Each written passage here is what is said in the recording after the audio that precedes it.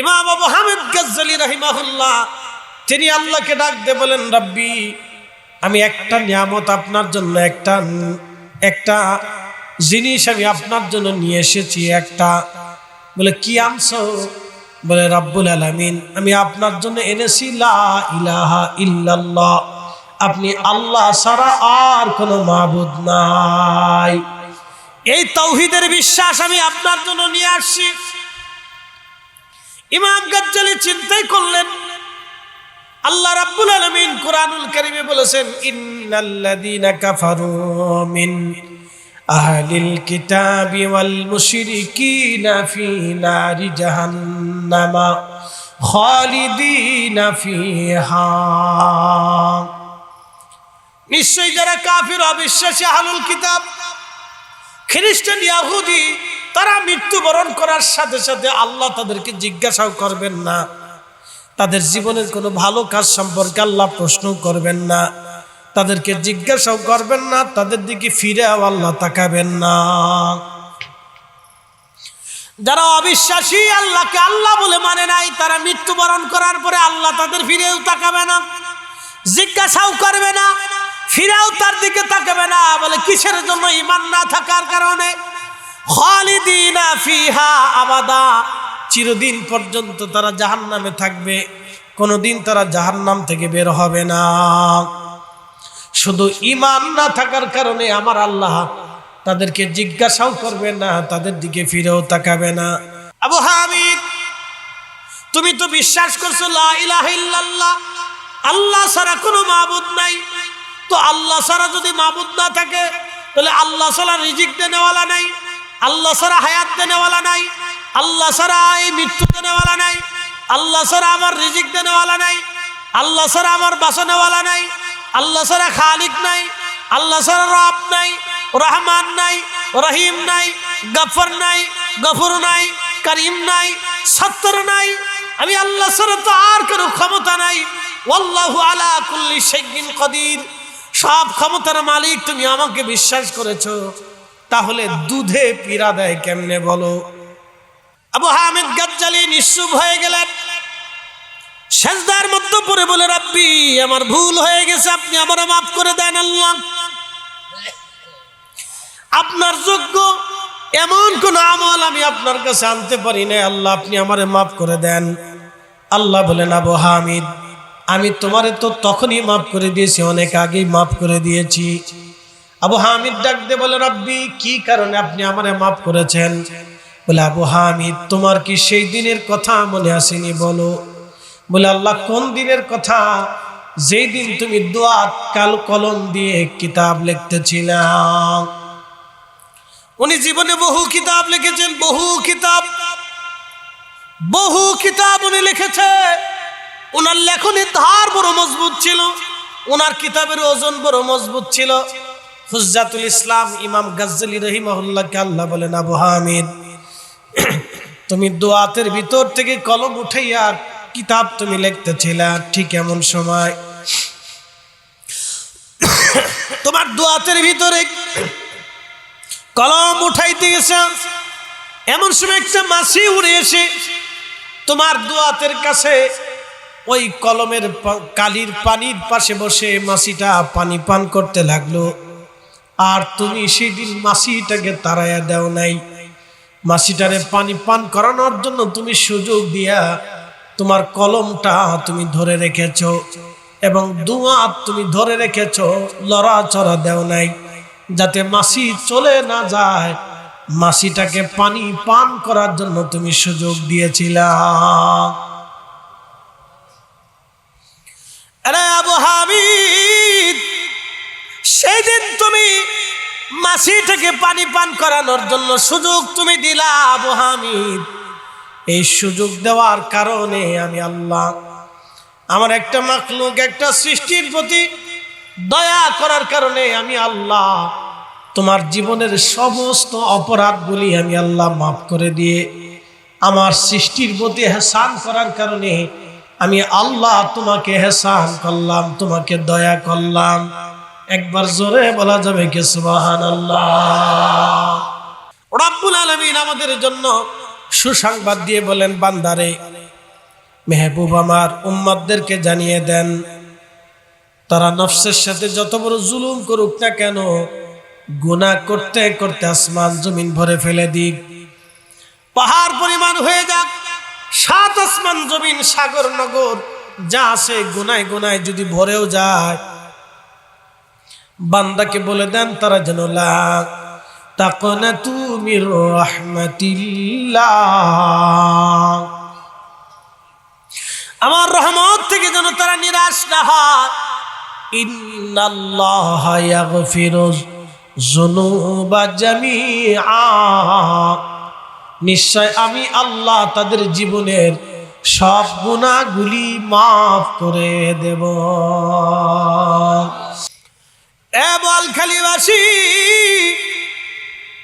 এই জন্যই জীবনের কোন আমল আপনার কবুল হবে জানি না। অনেকে আমার বলে মিলাদুন নবীর তাবারক তোমরা কই পাইলা? ভাইরা আমার মনোযোগ দিয়ে শুনবেন, তারা সারা জীবন বেদাত বেদাত বলে চিল্লাবে, আমরা ইবাদত মনে করে জান্নাতে চলে যাব। কেমনে বুঝাই দিয়ে যাই, একটা মাছি পানি পান করার কারণে যদি আবু হামেদ গাজ্জালির ক্ষমা হয়ে যায়, পতিতা নারী টাকার বিনিময়ে দেহ ব্যবসা করত, বুঝেন তো একটা নারী তার জীবনের টাকা হারাম, উপার্জন হারাম, সে কত পুরুষের শয্যাশায়ী হয়েছে, জীবনে কত নিকৃষ্ট অপরাধ নিজে করেছে এবং অন্য অনেক পুরুষকে সে অপরাধী বানিয়েছে। নিজের তো জেনার গুনাহ হয়েছে, অন্য পুরুষকেও সে জেনার গুনাহগার বানিয়েছে এবং ওই টাকা দিয়ে খাবার কিনে খেয়েছে। তার মানে তার ভিতরেও নাপাক, বাইরেও নাপাক, ভিতরেও পচা, বাইরেও পচা। সমাজে তার মূল্য নাই, রাষ্ট্রে তার মূল্য নাই, পরিবারে একটা পতিতা নারীর কোনো মূল্য নাই। কিন্তু আমার আল্লাহ ডাক দে বললেন, লা তাকনাতু মির রাহমাতিল্লাহ, আমি আল্লাহ ওই পতিতা নারীকেও বললাম তোমার ভয় আমার কাছেও নাই। জোরে কোন আল্লাহু আকবার। এ পতিতা নারী, সমাজ তোমারে মানবে না, কিন্তু আমি আল্লাহ মেনে নেব।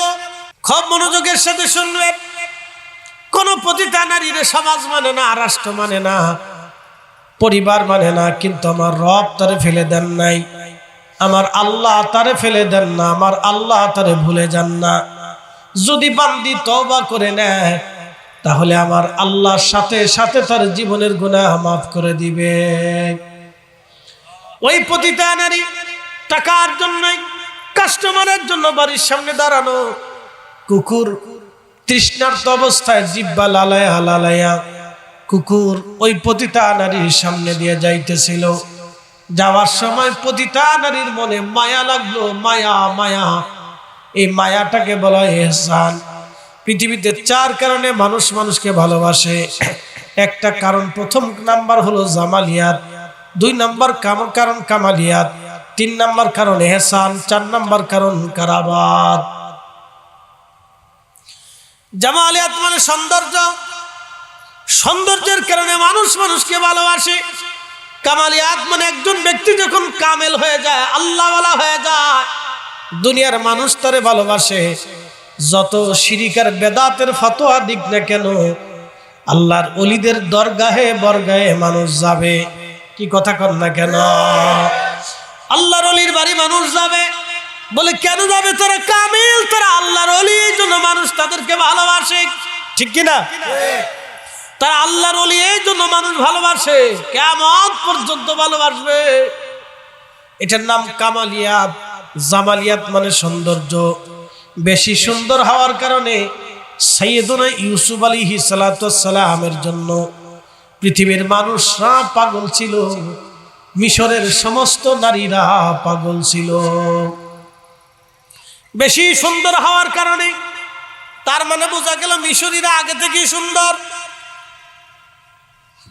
বেশি সৌন্দর্যের কারণে সাইয়েদুনা ইউসুফ আলাইহিস সালাম বিপদগ্রস্ত হয়েছিলেন। বন্ধু খুব মনোযোগ দিয়ে কথাগুলি শুনবেন। জামালিয়াত, কামালিয়াত, কারাবাত মানে নৈকট্য। নৈকট্যের কারণে একজন আর একজনকে বেশি ভালোবাসে। দেখবেন বন্ধু বন্ধুর সাথে বেশি পরিমাণে নৈকট্য, কাছাকাছি, বেশি পরিমাণে কাছাকাছি। পাশাপাশি একটা পর্যায়ে তারা বন্ধু হয়ে যায়।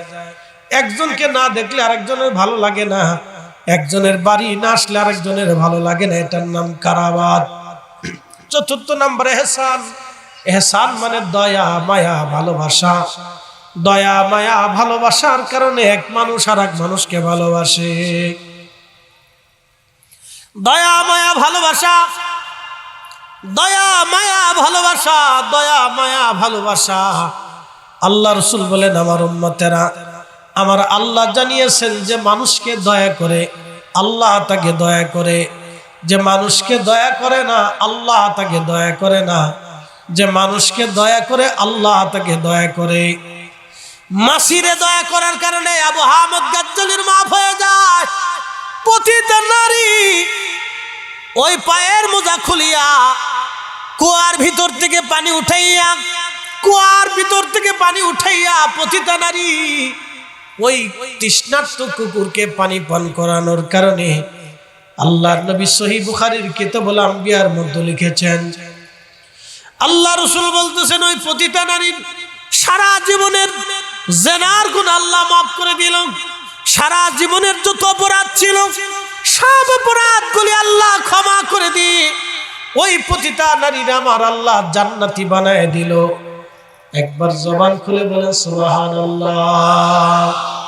বিশ্ববিখ্যাত বাদশা সুলতান মাহমুদ গজনবী, বর্তমান ইরানের কাবুলের ঢোকার সময় একটা গেট আছে, গাজনি গেট।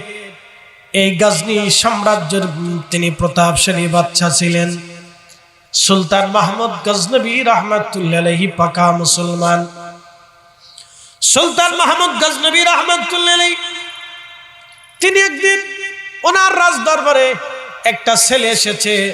ছেলেটা এসে দাঁড়ায় বললেন, বাদশা, আপনি আমার কাছে ঋণী। আল্লাহর নবী আপনি আমাকে 5000 দিরহাম দিতে বলেছেন। 5000 দিরহাম আমাকে দিতে বলেছেন আল্লাহর মেহবুব নবী। সুলতান মাহমুদ গজনবী বললেন, বেটারে, 5000 দিরহাম আমি তোমাকে দিব। আল্লাহর মেহবুব নবী যদি আমাকে হুকুম দেন তোমাকে আমি দিয়ে দিব, কিন্তু বলো তো আল্লাহর নবী আমাকে বলছেন, হুকুম দিয়েছেন, তার প্রমাণ কি? তুমি কি প্রমাণ দিতে পারবা? সুলতান মাহমুদ গজনবী রাহমাতুল্লাহি আলাইহি যুবক ওই ছাত্রটা ডাক দিয়ে বলেন, সুলতান, রাতের আধারে আমি অভাবের তাড়নায় মাদ্রাসায় দুরূদ শরীফ পড়ে নবীজির কদমে বিচার জানিয়ে ঘুমিয়ে পড়লাম। ইয়া রাসূলুল্লাহ, আমি আপনার মাদ্রাসার একজন তলাবা, টাকার অভাবে আমার বড় কষ্ট হয়। ইয়া রাসূলুল্লাহ, আমার অনেক বড় কষ্ট হচ্ছে, আমি অভাবের মধ্যে পড়ে গেছি, আমার ঋণ মওকুফ করার মতো কোনো সামর্থ্য আমার নাই, মাদ্রাসার খরচ চালানোর মতো কোনো সামর্থ্য আমার নাই। আমি কেঁদে কেঁদে রাত্রিবেলা ঘুমায় পড়লাম।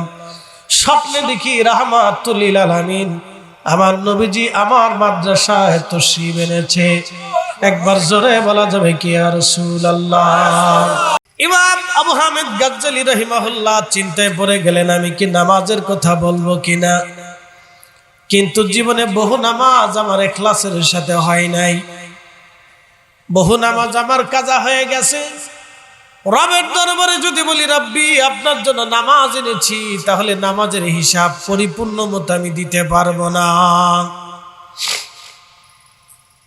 চিন্তা করলেন, না নামাজের কথা বলবো না, তাহলে রোজার কথা বলি। পেরেশান হয়ে গেলেন, না রমজানের কথা যদি আমি বলি তাহলে রোজাও তো আমার ঠিক মতো হয় নাই, কারণ রোজা রাখার পরে অনেক মুসলমান ফাহিশা কথা বলে। আল্লাহ রাসূল বলেন, মান সামা রমাদানা ঈমানান ওয়া ইহতিসাবান গুফিরা লাহু মা তাকাদ্দামা মিন যামবিহি। যে ব্যক্তি মাহে রমজানে রোজা রাখলো, ঈমান ইহতিসাবের সাথে রোজা রাখলো, ঈমান ইহতিসাবের সাথে রোজা রাখলো, আল্লাহ পাক তাকে এমন ভাবে মাফ করে দেয়, একটা ছোট্ট বাচ্চা মায়ের পেট থেকে দুনিয়াতে আসার পরে যেমন তার কোনো গুনাহ থাকে না, আল্লাহ ওই রোজাদারকে ওইভাবে মাসুম বানায় দেয়, বেগুনাহ আল্লাহ বানায় দেয়। জোরে বলেন সুবহানাল্লাহ। হযরত ইমাম আবু হামেদ গাজ্জালী চিন্তায় পড়ে গেলেন, কত রোজা জীবনে পার হয়ে গেল, ইমানে ইহতিসাবের সাথে রোজা রাখতে পারি নাই। যদি রবের দরবারে রোজার কথা পেশ করি তাহলে আমি ধরা পড়ে যাব। চিন্তা করলেন হজের কথা বলি না, ইখলাসের সাথেও আমার হজ আদায় হয় নাই। মুহাজিরিন আরাফা থেকে হাজি রওনা দেয় হেঁটে হেঁটে মুজদালিফা থেকে হেঁটে হেঁটে মিনা হয়ে জমারাতে এসে শয়তানরে হাজি পাথর মারে। শয়তানরে হাজি যখন পাথর মারে তখন শয়তান দাঁড়িয়ে দাঁড়িয়ে দেখে কোন হাজি আমারে পাথর মারার জন্য আসছে। তখন শয়তান দাঁড়ায় দেখে সিন্ডিকেট হাজি আমারে পাথর মারার জন্য আসছে। সিন্ডিকেট হাজি আসছে।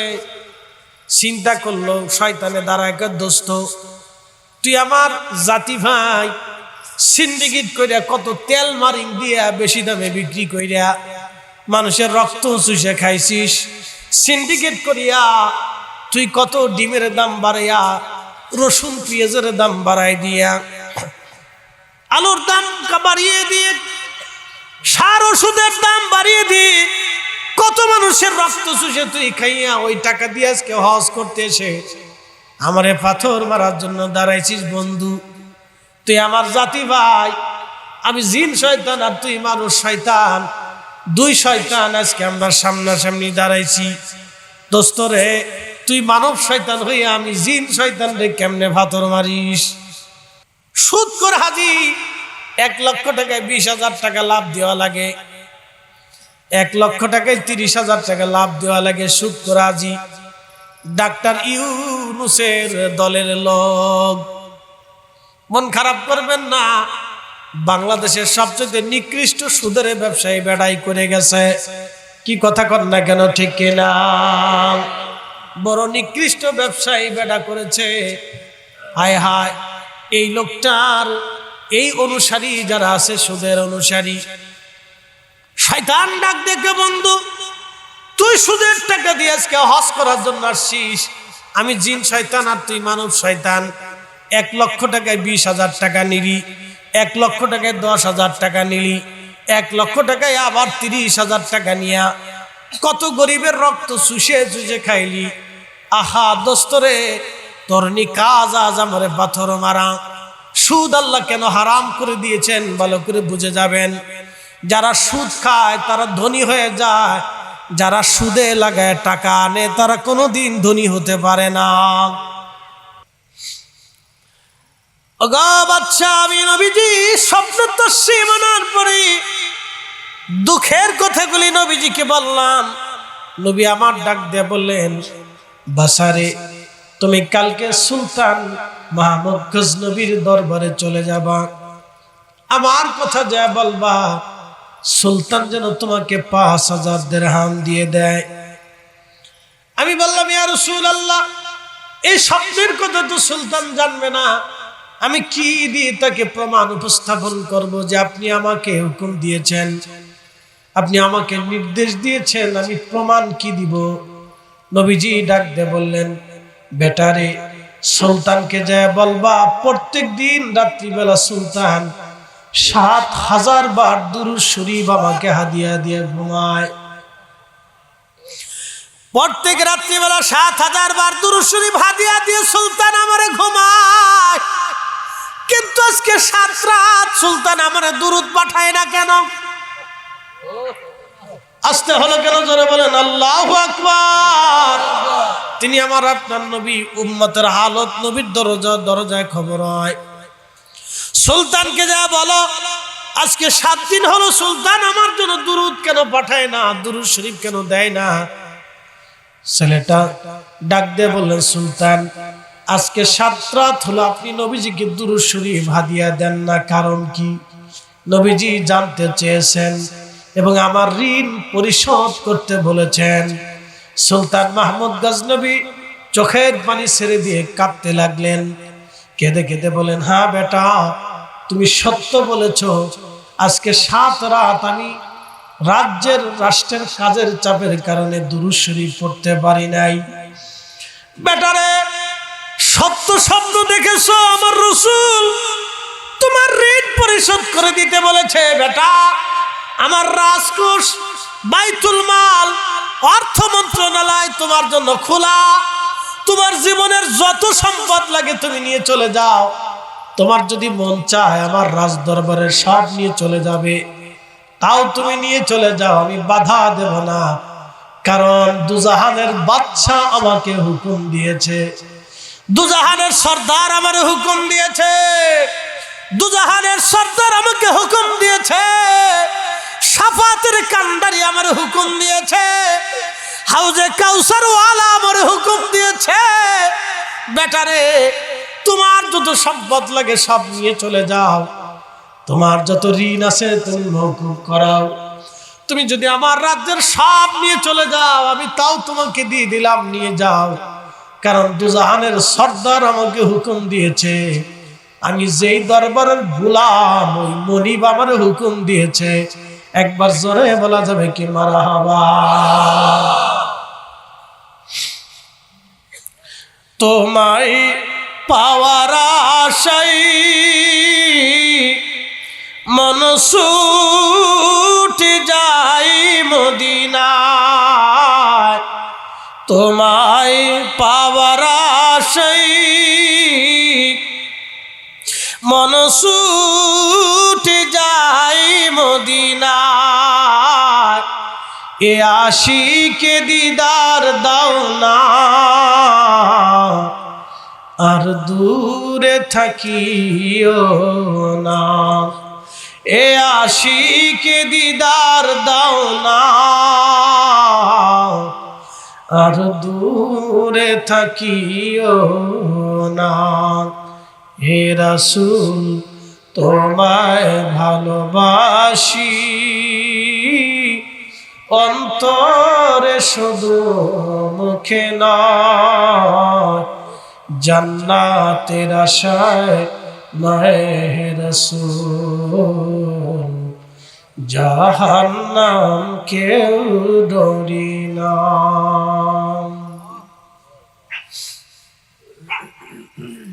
বোয়ালখালীবাসী এই জন্য দুরূদ শরীফের সাথে আল্লাহর নবীজির সাথে সরাসরি সম্পর্ক হয়। দুরূদ শরীফ যখন পড়বেন ওযু ছাড়া পড়া যাবে না। আর যদি পড়েন ঈমান ইখলাসের সাথে আপনি আদায় করবেন, খুব মহাব্বতের সাথে পড়বেন, যেন ভুল না হয়, বেয়াদবি না হয়। মনে রাখবেন, দুরূদ যখন আপনি পড়বেন মদিনার সাথে আপনার কানেকশন হয়ে যাবে। আর নামাজে যখন দাঁড়াবেন আল্লাহর সাথে আপনার কানেকশন হয়ে যাবে। এই হাকিকতে দিল নিয়ে যদি নামাজে দাঁড়াইতে পারেন, বোয়ালখালীবাসী, নামাজও হয়ে যাবে, দুরূদও কবুল হয়ে যাবে।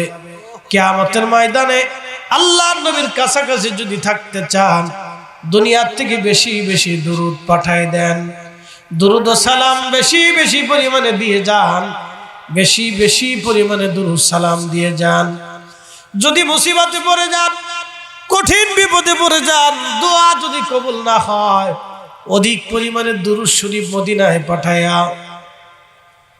মদিনাতুল মুনাওয়ারায় দুরূদ পাঠাইয়া আপনি আল্লাহর কাছে দোয়া করেন, আমার আল্লাহ আপনার দোয়া ফিরাবে না, আল্লাহ আপনার দোয়া ফেরাবে না, আল্লাহ আপনার কান্না ফেরাবে না, আল্লাহ আপনার দোয়া ফেরাবে না, আল্লাহ কবুল করে নিবে। মনে রাখবেন, যে ইবাদতের দুরূদ হয় না ওই ইবাদত কবুলিয়াত হয় না। যে ইবাদতের মধ্যে দুরূদ নাই, নবী নাই, ওই ইবাদত রবের কাছে কবুল হয় না।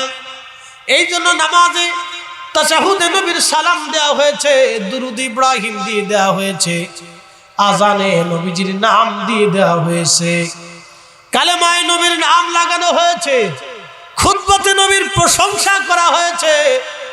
নবীর দুরূদ ও সালাম না হলে দোয়া কবুল হয় না। যে দোয়ার ভিতরে দুরূদ ও সালাম নাই, ওই দোয়া আল্লাহর দরবারে কবুল হয় না। যেই মজলিসে নবীর দুরূদ হয় না, ওই মজলিস শয়তানের মজলিস, ওই মজলিস ইমানদারের মজলিস হতে পারে না। যেই মজলিসে দুরূদ হয় না, ওটা শয়তানের মজলিস, ইমানদারের মজলিস হয় না। এই জন্য বোয়ালখালীবাসী, দুরূদ ছাড়া যাবে না, দুরূদ ভোলা যাবে না। অধিক পরিমাণে দুরূদ শরীফ আপনি যদি পাঠান, তাহলে আল্লাহ রসুলের দরবারে যদি কবুলিয়াত হয়ে যায়, আল্লাহর দরবারে মঞ্জুর হয়ে যাবে। লা শাকা লা রাইবা, কিয়ামতের ময়দানে আমাদের নাজাতের জরিয়া হয়ে যাবে। আল্লাহ অধিক পরিমাণে দুরূদ শরীফ পড়ার তৌফিক দিক এবং অধিক পরিমাণে হালাল খাদ্য। মনে রাখবেন, হালাল খাবার যদি না হয় তাহলে ইবাদত, দুআ, দুরূদ, জিকির, আজকার কোনোটাই কবুল হয় না। ইবাদতের প্রথম শর্তের নাম হলো হালাল খাবার। আল্লাহ অধিক পরিমাণে হালাল খাবার আমাদেরকে ভক্ষণ করার তৌফিক দিক। দোয়া করে জোরে বলেন আমিন। সালাতুন ইয়া রাসূলুল্লাহ আলাইকুম, সালামুন ইয়া সালাতুন ইয়া রাসূলুল্লাহ আলাইকুম, সালামুন ইয়া হাবিবাল্লাহ। তো রাত গভীর 12:30, দীর্ঘ সময় আপনাদেরকে মূল্যবান কিছু কথা আপনাদেরকে শোনাইলাম। ভাই আমার, আমরা দিন শেষে ফিরে যাব আল্লাহর কাছে চিরসত্য। মনে রাখবেন, উম্মতের মঞ্জুরিয়াত হচ্ছে মদিনা। মদিনা শরীফ যদি উম্মত না হয় তাহলে মঞ্জুরিয়াত নেই। উম্মত যদি জানতো যে রসুল কি জিনিস, তাহলে হামাগুড়ি দিয়ে হলো নবীজির রওজার পাশে যেয়ে সালাম দিত। উম্মত যদি বুঝতো যে আল্লাহর রসুল কি জিনিস, তাহলে উম্মত হামাগুড়ি দিয়ে হলেও আল্লাহ রসুলের বরগাহে দাঁড়াইয়া সালাম দিত, নবীজির কদমে দাঁড়ায় কাঁপত।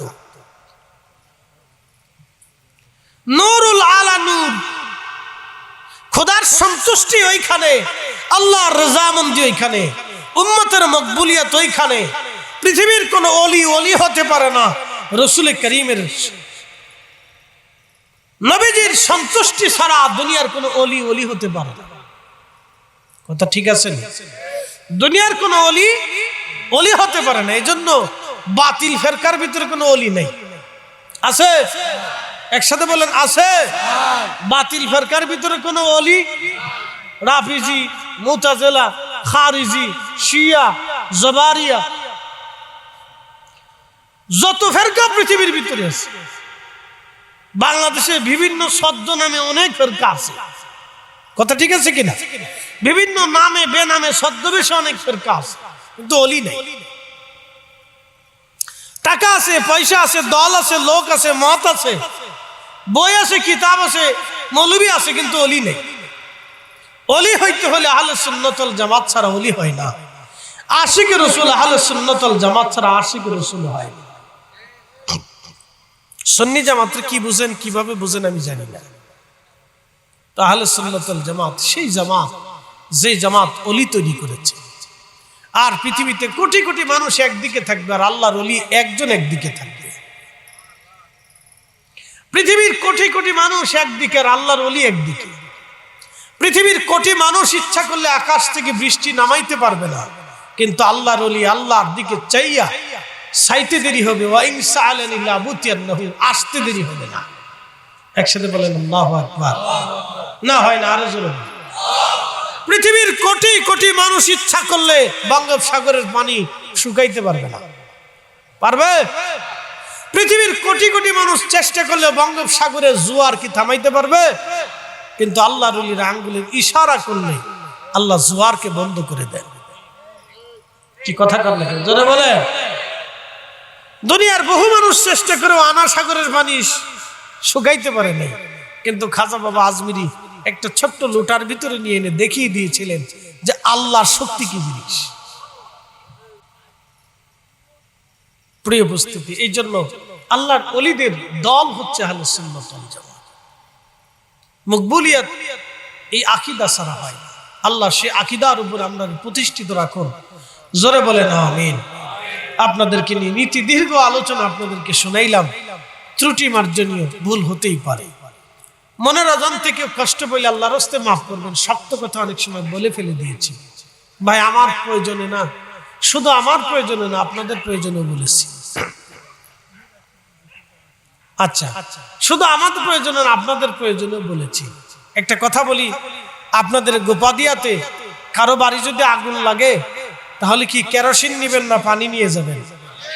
যদি হিন্দু হয় পানি নিবেন, যদি খ্রিস্টান হয় পানি নিবেন, যদি বৌদ্ধ হয় পানি নিবেন, যদি উপজাতি হয় তাও পানি নিয়ে যাবেন।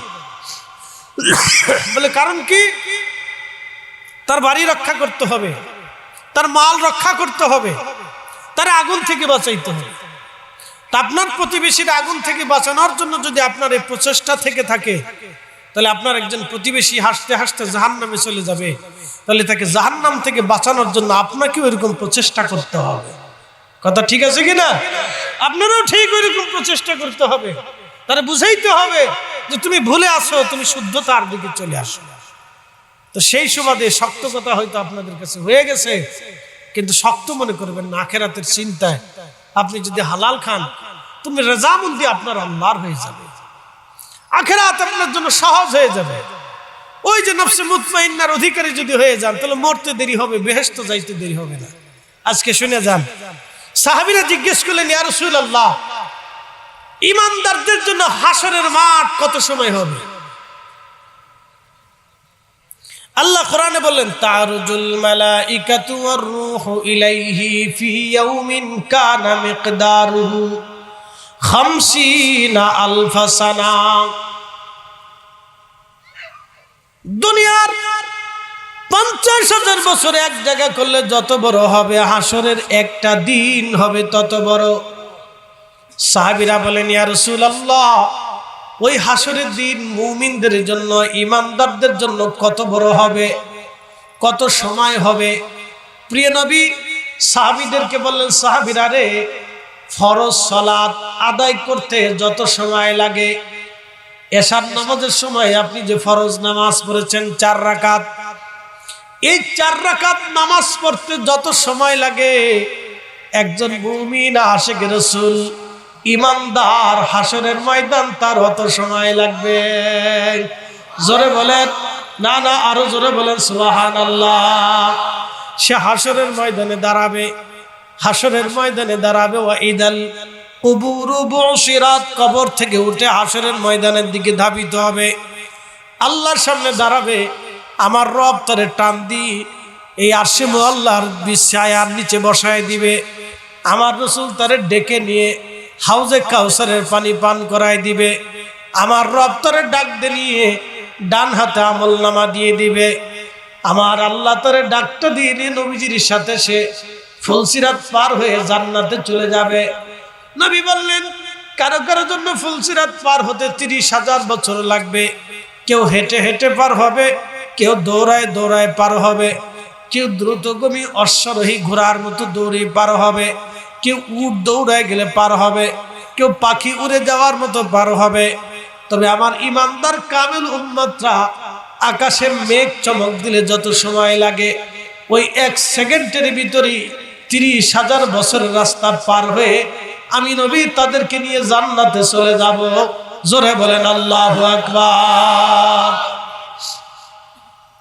তাহলে হাসরের মাঠ 4 রাকাত নামাজ পড়তে যত সময়, আশিক ওলি গাউস কুতুব আবদাল বুজুর্গ আল্লাহর নবীর পেয়ারা মেহবুব উম্মতের জন্য 4 রাকাত নামাজ পড়তে যত সময় লাগবে, হাসরের মাঠ তাদের জন্য তত সময় লাগবে। বলা যাবে সুবহানাল্লাহ। এবার বুঝে নেন হাসরের মাঠ উম্মত আশিকদের জন্য, মুমিনদের জন্য কত সময়। বুঝতে পারছেন? এই জন্য আপনাকে আমাকে সেই কাজ আদায় করতে হবে।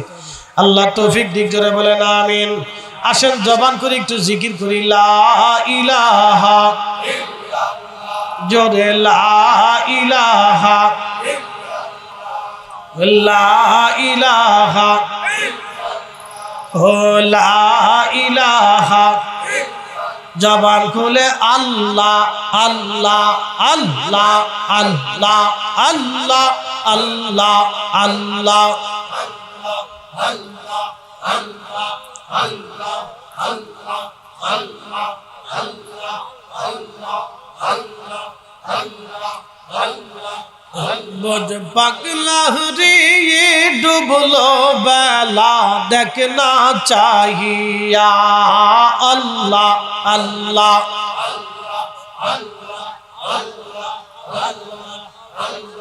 পর পারের ডাক পড়িলে পার পারে, ডাক পড়িলে পার হবে তুই কি দিয়ার ডুবলো বেলা দেখ না চাহিয়া। আল্লাহ আল্লাহ আল্লাহ আল্লাহ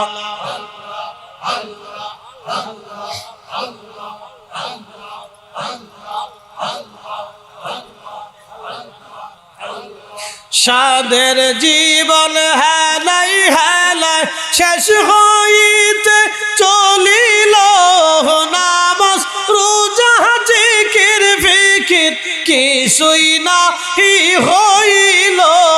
রং তামাশায় দিন কাটাইলা, রং তামাশায় দিন কাটাইলা, আল্লাহর তালাশ করলা না, ডুবলো বেলা দেখ না চাহিয়া। আল্লাহ আল্লাহ আল্লাহ আল্লাহ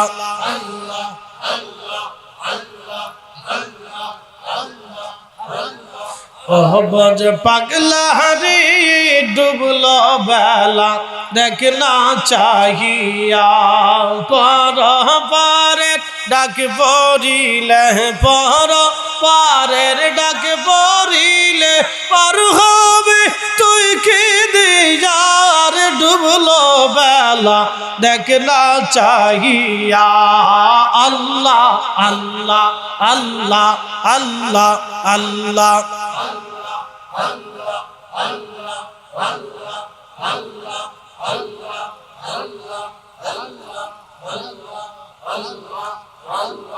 নবীর কালেমা নামাজ রোজা পথের সফল করিয়া, সামনে চল রে অবুঝ মন রে আল্লাহ আল্লাহ বলিয়া। আল্লাহ বিনে নাই রে উপায়, আল্লাহ বিনে নাই রে উপায়, দেখ শুনি মন ভাবিয়া ডুবলো বেলা দেখ না চাহিয়া। আল্লাহ আল্লাহ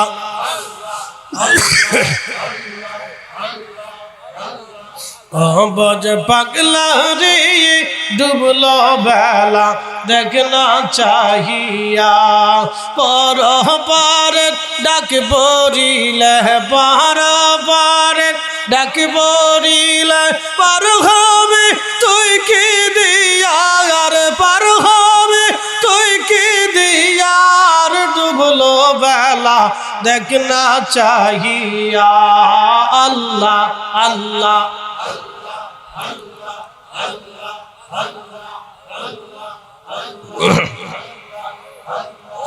লা ইলাহা ইল্লাল্লাহ মুহাম্মাদুর রাসূলুল্লাহ সাল্লাল্লাহু আলাইহি ওয়াসাল্লাম। এসেছেন যত নবী সকলের ইমাম, সালাম নবী তোমায় হাজারো সালাম ইয়া নবী।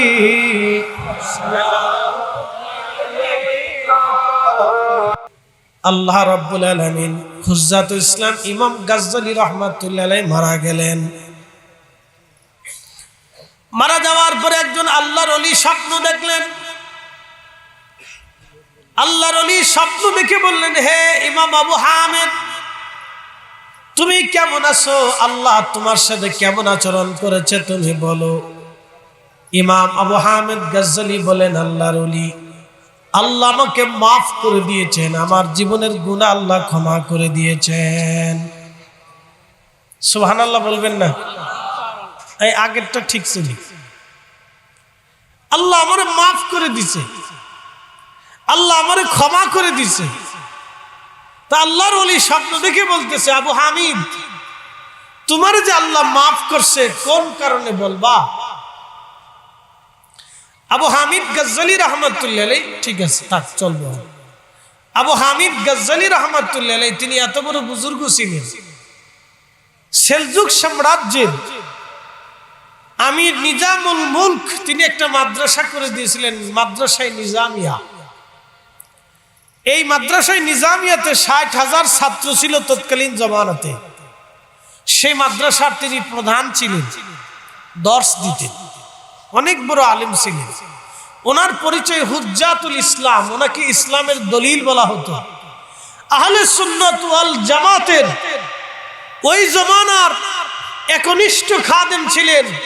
এত বড় খাদিম যদি ওই সময় ইমাম গজ্জালির জন্ম না হতো, তাহলে রাফিজি, মুতাজিলা, খারিজি, শিয়া, বদ আকীদার কারণে আহলে সুন্নাত ওয়াল জামাতের দামন পতাকা সেই দিন হয়তো আকাশে আর উঠতো না। আল্লাহ ওনাকে দিয়ে আহলে সুন্নাত ওয়াল জামাতের পতাকা উড়িয়েছিলেন। একসাথে বলবেন না মারহাবা। তিনি ইমাম গজ্জালি। একসাথে বলেন ইমাম গজ্জালি রাহিমাহুল্লাহ। এই জন্য ওনাদের পরিচয় আমাদের জানার দরকার। ইমাম গজ্জালি রাহিমাহুল্লাহকে আল্লাহর ওলি স্বপ্ন জিজ্ঞেস করতেছে, আবু হামিদ, তোমার যে আল্লাহ মাফ করছে তো কোন কারণে মাফ করছে? আমার ইন্তেকালের পরে আমি আল্লাহর কাছে যখন গেলাম তো আমাকে রব জিজ্ঞেস করলেন, আবু হামিদ, আমি তো তোমার দুনিয়াতে পাঠাইছিলাম, তো দুনিয়া থেকে তুমি আমার জন্য কি নিয়ে আসছো? মনোযোগ দেন। দুনিয়া থেকে তুমি যে আসছো আমার কাছে, ওয়া ইন্না ইলাইহি রাজিউন, আমরা আল্লাহর কাছে ফিরে যাব, তো কি নিয়ে যাব?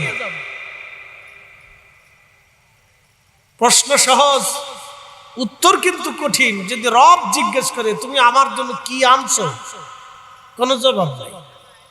আপনি যদি বলেন আল্লাহ নামাজ আনছি, তো বলে যেই নামাজ তুমি কাজা করছো সেই নামাজের হিসাব দাও। বলে আল্লাহ রোজা আনছি, তো যেই রোজা তুমি কাজা করছো সেই রোজা দাও। বলে আল্লাহ হজ আনছি, বলে ইখলাসের সাথে তোমার হজ হয় নাই, মানুষ যাতে হাজি বলে সেই জন্য হজ করছো। বলে আল্লাহ দান করছি, বলে দান ইখলাসের সাথে হয় নাই, মানুষ যাতে দানবীর বলে সেই জন্য দান করছো, তো ইখলাসের সাথে দাও। আমরা কি নিয়ে দাঁড়াবো আল্লাহর সামনে? তো কিছুই নেই। ইমাম গজ্জালিকে আল্লাহ বলেন, আবু হামিদ, তুমি আমার জন্য কি আনছো? তোমার তো দুনিয়াতে পাঠাইছিলাম, তো আনছো কি? ইমাম গজ্জালি বলতেছে, আল্লাহর ওলি, আমি আল্লাহর সামনে পেরেশান হয়ে গেলাম, আমি কি উত্তর দেব? চিন্তা করতে করলাম যে নামাজের কথা বলি, কিন্তু তখন চিন্তায় পড়ে গেলাম নামাজের কথা যদি বলি তাহলে জীবনের অনেক নামাজ তো ইখলাসের সাথে হয় নাই। যদি জিজ্ঞাসা করি তো ধরা পড়ে যাব। আসলেই তো কথা সুন্দর। আপনাদেরকে এখন প্রশ্ন করি, নামাজ কার জন্য? না, জোরে জবাব দেন, আমি উত্তর বুঝাইতেছি। নামাজ কার জন্য? না, একসাথে জোরে বলেন, নামাজ কার জন্য? আমরা যখন নামাজে দাঁড়াই তখন আমরা কার সামনে দাঁড়াই? না, জোরে বুঝে বলেন, কার সামনে, কার জন্যে? তো নামাজের ভিতরে যখন নামাজে আল্লাহর সামনে দাঁড়ায়, মন কি আল্লাহর দিকে থাকে? অনেক সময় মন জুতার দিকে চলে যায়, অনেক সময় মন ওই বাড়ি ঘরে চলে যায়, অনেক সময় মন ব্যবসার দিকে চলে যায়, অনেক সময় মন হাটে বাজারে চলে যায়। কথা ঠিক আছে কিনা? জুতা যদি জামি হয় আর মসজিদের আশেপাশে যদি হিরিঞ্চি থাকে তো জুতা ও নামাজের কাজ সারা। জুতা যদি বাইরে থাকে আর মুসল্লি যদি ভিতরে থাকে তো নামাজ হয়ে গেছে, নামাজের কাজ সারা। তো মনোযোগ দিন, দাঁড়াইছে আল্লাহর সামনে, উদ্দেশ্য আল্লাহকে সেজদা দেওয়া, আল্লাহর হুকুম মানা, আল্লাহকে খুশি করা, কিন্তু অন্তরে চলে আসছে জুতার চিন্তা। তাহলে মন আপনার চেহারা ঘুরাইছেন কাবার দিকে, কিন্তু মন চলে গেছে জুতার দিকে,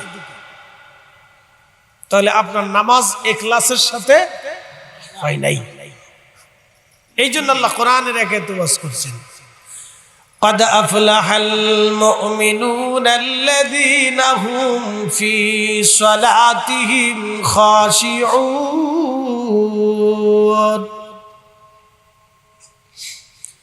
রব্বুল আলামিন বললেন, সফল কাম মুমিন সে ব্যক্তি যে নামাজের মধ্যে খুশু খুজু অবলম্বন করে।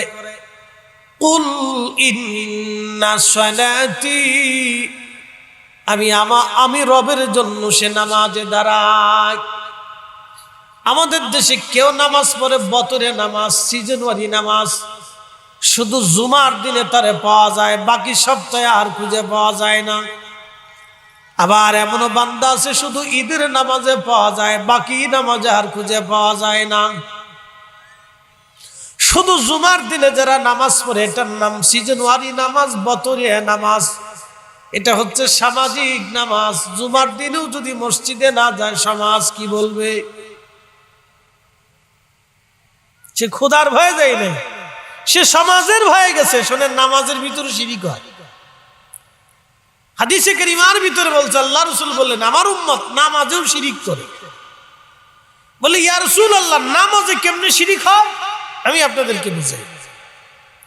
আমি ঢাকার এক হাউজিং মসজিদের খতিব, আমার অনেক মুসল্লি হয়। তা আমি নামাজে দাঁড়াইলাম, সুন্নতে দাঁড়াই চিন্তা করলাম যদি সুন্দর মতো নামাজ না পড়ি তো মুসল্লি কি মনে করবে? কারণ হাজার হাজার মুসল্লি পিছনে, আমি যদি সুন্দর মতো সেজদা না দিই তো মুসল্লি বলবে আমরা খতিব সাহেবের সেজদা হয় না। আমি কিন্তু আল্লাহর ভয়ে দাঁড়াই নাই, আমি দাঁড়াইছি মুসল্লির ভয়ে। আমার অন্তর তখন আল্লাহর ভয় কাজ করতেছে না, আমার অন্তর কাজ করতেছে মুসল্লির ভয়। ঠিক তখনই নামাজে শিরিক ঢুকে গেছে। আপনি আল্লাহর ভয়ে দাঁড়ান না, আপনি মুসল্লির ভয়ে দাঁড়াইছেন। এই হচ্ছে নামাজের ভিতরে শিরিক। এই জন্য বহু মুসলমানের নামাজই হয় না। নামাজ কেমনে পড়তে হবে বুঝে যান। কুল ইন্না সালাতি, বলে দেন মেহবুব আমার, সালাতটা আমি আল্লাহর জন্য, শুধু আমি আল্লাহর জন্য। বুঝে যান। প্রিয় হাজিরিন, ইতিহাসে নেই, ইতিহাসে নেই কোন গরিব আজও পর্যন্ত সুদ খাইয়া সুদের টাকা আইনা ধনী হয়েছে কোনো প্রমাণ নেই, আজও পর্যন্ত নেই। সুদ কেন হারাম আপনাদেরকে বুঝাই দিয়ে যাই, ভালো করে বুঝবেন। আপনি আমার কাছে আসছে, বললেন ফরিদি হুজুর আপনি আমার 1 লক্ষ টাকা হাওলাত দেন। তাই আমি বললাম টাকা দেবো না, নিলে নিতে পারো, কিন্তু মাসে আমার 20,000 টাকা লাভ দিতে হবে।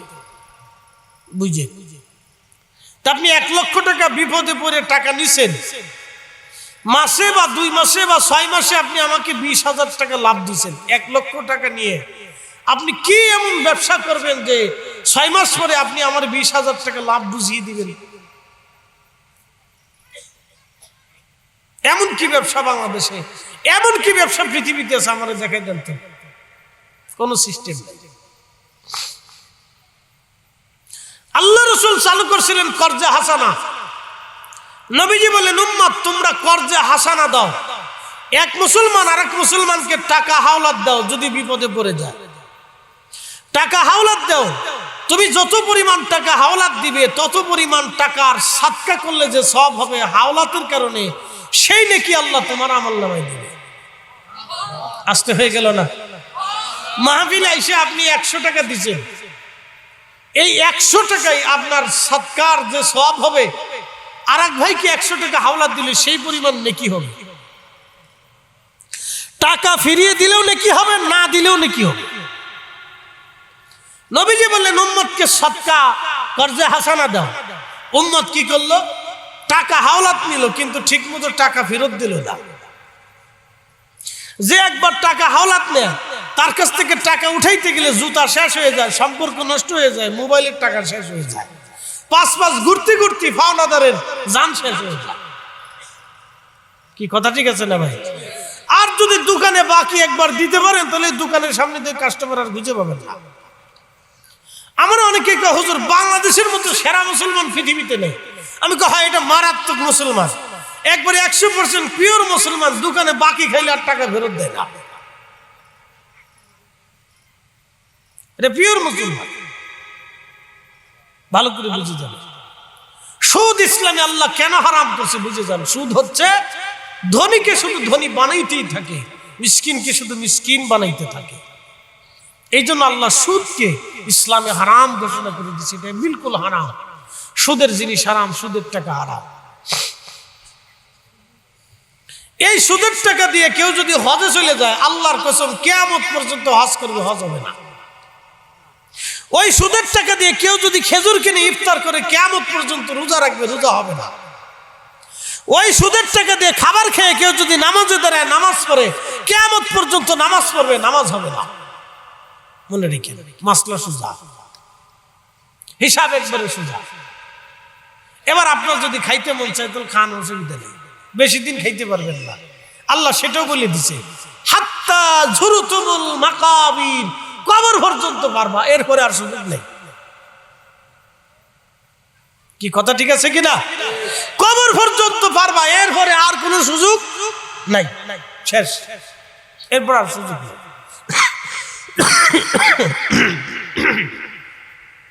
ইমাম আবু হামেদ গজ্জালি চিন্তায় বললেন, রোজার কথা যদি বলি, হজের কথা বলে যদি বলি, তো ইখলাসের সাথে তো হয় নাই।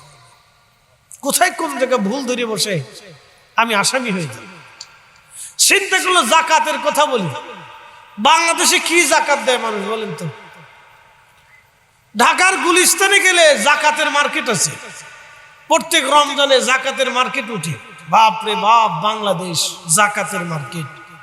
200 টাকার লুঙ্গি পাওয়া যায়, যেই লুঙ্গি 1 মাস পরার পরে বেড়া পেশাব করতে বসে নিজ দেশ ছাড়াত করে বাইরে চলে গেছে। Made in Bangladesh. হ্যাঁ, বাংলাদেশের জাকাতে দেয়। সে সারা দুনিয়ারে বুঝাইছে আমি বহুত জাকাত দিছি। শয়তানে দূরে দূরে হাসে, দোস্ত তুই আমার জাতি ভাই, যা করছিস তা আমি শয়তানেও 9 লক্ষ বছরে কোনোদিন করি নাই। এই জন্য মানব শয়তান খুব নিকৃষ্ট শয়তান। জিন শয়তান থেকে মানব শয়তান খুব ভয়াবহ শয়তান, মনে রাখেন।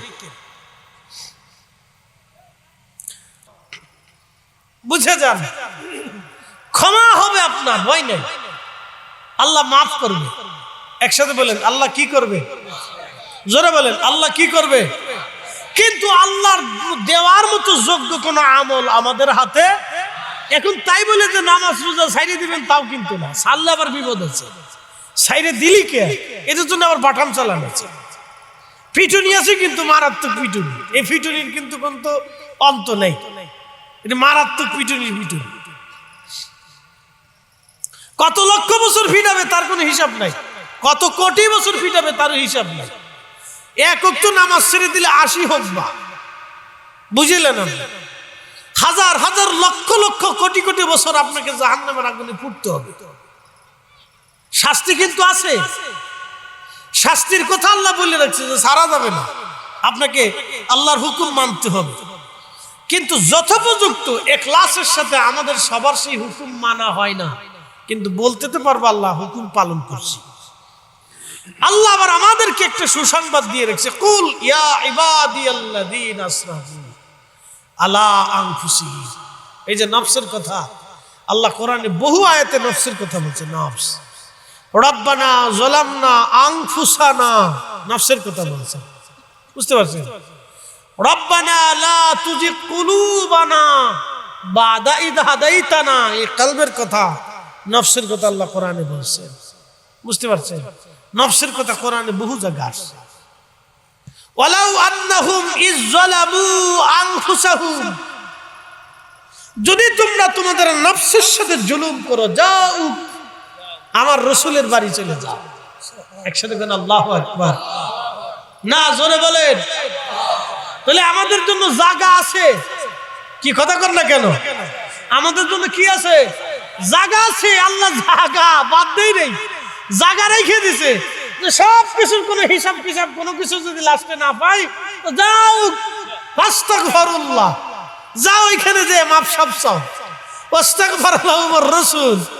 আমার রাসূল যদি তোমার ব্যাপারে সুপারিশ করে তাহলে তোমার জীবনের গুনাহ মাফ। জোরে জোরে জোরে জোরে জোরে একসাথে কোন আল্লাহু আকবার বলেন, ইয়া রাসূলুল্লাহ। তাহলে আমরা জায়গা আছে না নাই? জায়গা আছে, ভয় পাই না, ডরায়েন না, কিন্তু আল্লাহরে ডরান যে আল্লাহর কাছে কি জবাব দিব সেই দিন। যদি আল্লাহ আমরা না ছেড়ে দেয় তা তো উপায় নেই, কথা ঠিক আছে কিনা? কিন্তু আল্লাহ আমাদের সুযোগ রাখছে, সুযোগ আল্লাহ দিচ্ছে। নামাজে দাঁড়িয়ে গেছেন, আপনার রব আপনার সামনে, আপনি আপনার রবের সামনে। কি কথা ঠিক আছে না? নামাজে দাঁড়িয়েছেন, রব আপনার সামনে, আল্লাহ আপনার সামনে, আপনি আল্লাহর সামনে। যদি আপনি আল্লাহকে না দেখেন তাহলে ভাববেন আপনার রব আপনাকে দেখতেছেন। নামাজে দাঁড়ায় শুরু করলেন আলহামদুলিল্লাহি রাব্বিল আলামিন, কথা শুরু হয়ে গেল আল্লাহর সাথে। কথা কিন্তু আল্লাহর সাথে শুরু হয়ে গেল। আর রহমানির রহিম, কথা বলতেছেন আল্লাহর সাথে। মালিক ইয়াউমিদ্দিন, ইয়্যাকা না'বুদু ওয়া ইয়্যাকা নাস্তাঈন, ইহদিনাস সিরাতাল মুস্তাকিম, সিরাতাল্লাযীনা আন'আমতা আলাইহিম। আপনি রবের সাথে কথা বলা শুরু করলেন। নামাজে দাঁড়িয়েছেন, আপনি আল্লাহর সাথে কথা বলেন। সরাসরি বান্দার সাথে নামাজে আল্লাহর সম্পর্ক হয়। এই জন্য বলা হয়েছে আসসালাতু মিরাজুল মুমিনিন, নামাজ মুমিনের জন্য মেরাজ। নামাজ মুমিনের জন্য মেরাজ। 5 ওয়াক্ত মুমিনরা, আল্লাহর ওলিরা আল্লাহর সাথে মেরাজ করত। আল্লাহু আকবার। না হয় না, আরো জোরে বলেন। 5 ওয়াক্ত আল্লাহর ওলিরা নামাজে আল্লাহর সাথে মেরাজ করত। 5 ওয়াক্ত। আমি নামাজের ভেদ আপনাদেরকে বুঝিয়েছি। যদি ওইভাবে নামাজ পড়তে পারেন তাহলে 5 বার আপনি আল্লাহর সাথে মেরাজ হবে, 5 বার আল্লাহর সাথে কথা হবে। ঠিক আছে না? 5 বার কথা হবে আল্লাহর সাথে। তো নামাজে দাঁড়িয়েছেন, কথা হচ্ছে আল্লাহর সাথে, মেরাজ হচ্ছে আল্লাহর সাথে। আর আপনি যখন দুরূদ শরীফ পড়েন তখন আপনার মেরাজ হবে আল্লাহ রাসূলের সাথে। হ্যাঁ হয় না? আরো জোরে বলেন। জিকার মেরে বলেন সুবহানাল্লাহ। আপনি দুরূদ পড়তেছেন বাংলাদেশের চট্টগ্রামের বোয়ালখালীতে, কিন্তু আপনার সাথে কানেকশন হয়ে যাবে সরাসরি মদিনাওয়ালার সাথে। দুরূদ শরীফ বেলা ওয়াসিতা, বিনা মাধ্যমে যদি ইশক দিয়ে, ভালোবাসা দিয়ে, মহব্বত দিয়ে, হৃদয় উংরানো প্রেম দিয়ে যদি দুরূদ শরীফ পড়তে পারেন তাহলে এই দুরূদ চলে যাবে সরাসরি আল্লাহ রাসূলের সাথে, মেহবুবের সাথে রওজা মুবারকের কানেকশন হয়ে যাবে।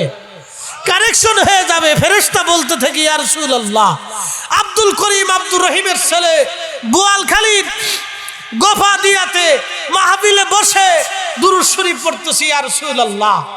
সরাসরি কানেকশন হয়ে যায়। আল্লাহর নবী দুরূদ শুনতে পারেন, নবীজি দুরূদের খবর রাখতে পারেন। উম্মতের হালত আজকের এই মজলিসে বসে যতবার দুরূদ হয়েছে ততবার এই দুরূদ শরীফ আল্লাহ রাসূলের বারগাহে রওজা শরীফে সরাসরি কানেকশন হয়ে গেছে। আহা, নামাজে মেরাজ হয় আল্লাহর সাথে, আর দুরূদে মেরাজ হয় আল্লাহ রাসূলের কারীমের সাথে।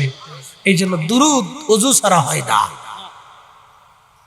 এদেশের কোটি কোটি উম্মত বুঝেই না, কোটি কোটি মুসলমান বুঝেই না যে দুরূদ শরীফ কি জিনিস। যদি বুঝতো তাহলে উম্মত প্রত্যেক দিন রাত্রিবেলা আল্লাহর মেহবুব নবীকে দুরূদ হাদিয়া দিয়ে তারপরে দিল।